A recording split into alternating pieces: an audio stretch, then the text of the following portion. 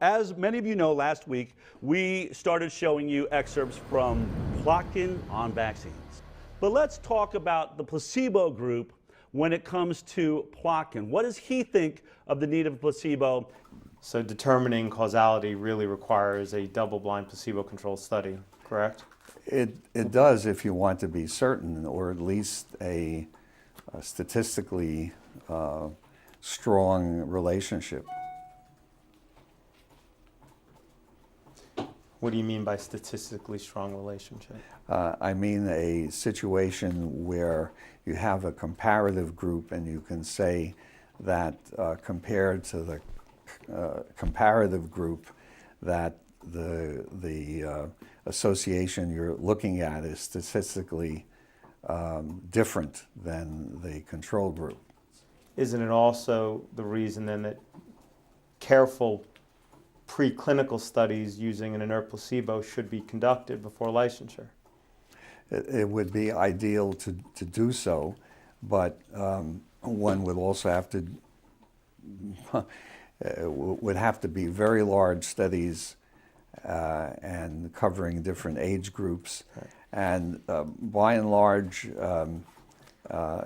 those data come out much later after experience with a vaccine used in thousands or millions of people.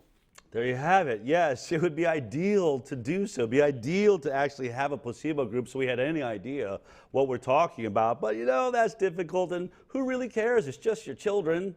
So let's go on to his next statement. I think you'll find this interesting. We start moving into the discussion of autism. I'm going to hand you what's being marked as Exhibit 22. Okay. This is an excerpt from the IOM's report, right? Yes. Okay. And this is where the IOM discusses the evidence with regard to whether Dtap or Tdap cause autism, correct? Correct. Okay. If you turn to the second page, can you read the causality conclusion with regard to whether Dtap and Tdap cause autism?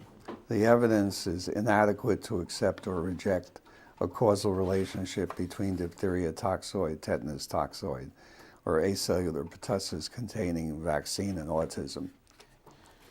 So the IOM reviewed the available evidence with regard to whether Tdap or Dtap can cause autism, and their conclusion was the evidence doesn't exist to show whether Dtap or Tdap do or do not cause autism, correct? Yes, but the point is that there are no studies showing that it does cause autism, except one study by two well-known anti-vaccination figures, Geyer and Geyer, who have no legitimacy whatsoever. So what they're saying is that there's no evidence, and the important point from my point of view is that there is no positive evidence. Right. To do a proper study, as we've been discussing, which would disprove it, would involve the controlled administration of vaccines and withholding vaccines from children who should have them. So now we're all the way here in 2018, and Plotkin's telling you and admitting what the IOM found out, that is, even though the DTP, diphtheria, tetanus, and pertussis, was the reason they were getting sued, and Congress specifically said looked into it, now in 2018, they never, ever did. They never did. A single study cannot be found. And Plotkin's chuckling to himself about this. Well, that means we could go on saying it's safe because no one ever proved it wasn't. Here's the last clip of Plotkin on vaccines. But since there's no evidence that Dtap or Tdap don't cause autism, you can't yet say that vaccines do not cause autism, correct? I cannot say that as a scientist or a logician, but I can say as a physician that no, they do not cause autism.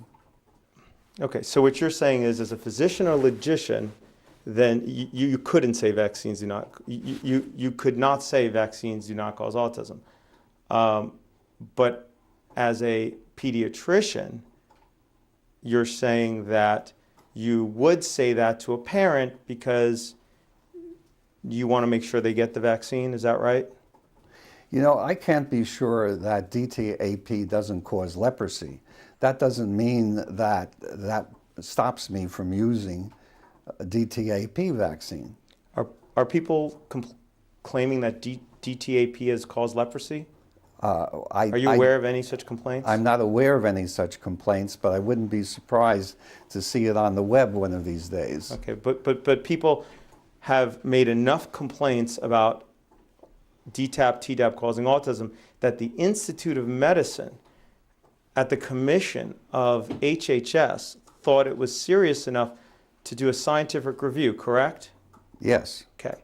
If you don't know whether Dtap or Tdap cause autism, shouldn't you wait until you do know, until you have the science to support it, to then say that vaccines do not cause autism? Do I wait?